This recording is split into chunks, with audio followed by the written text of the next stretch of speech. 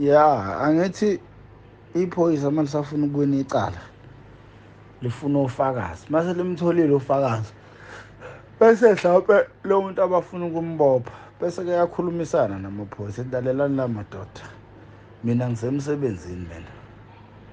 Lo muntu lo ngimbulele kahle kahle bengithunywe usibanibani. Kusho indoda esemandleni nenamandla. Uthi anginibuze ukuthi nifunani. Ethi amadoda thina sifuna imali yokuthi, kusho iphoyisa sifuna imali yokuthi. Kodwa ukuze kuphelele icala kumele kufe ufakazi, ngoba ufakazi uma esakhona icala lizoma. I-eyewitness, ubusuke ebizwa nge-eyewitness, lo muntu uyaprotectwa ngendlela eyisimanga ngokomthetho. Kumele athole i-protection 24/7 up until libagwebe icala laba ababhekene nalo. Amaphoyisa enza njani-ke uma sexoxisene nesigebengu?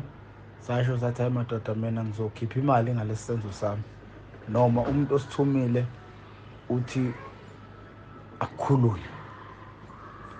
Amaphoyisa-ke abantu, iphoyisa lithatha imali liyabatshela ukuthi hayi, umuntu walapho sengasidalela inkinga usibanibani. Ufaka kanjalo-ke ufakazi. Akuvunywa, ungavumi ukufakaza noma ngabe bathini, uthi nje angibonanga lutho, akuvunywa. Fakaza icala, akuvunywa.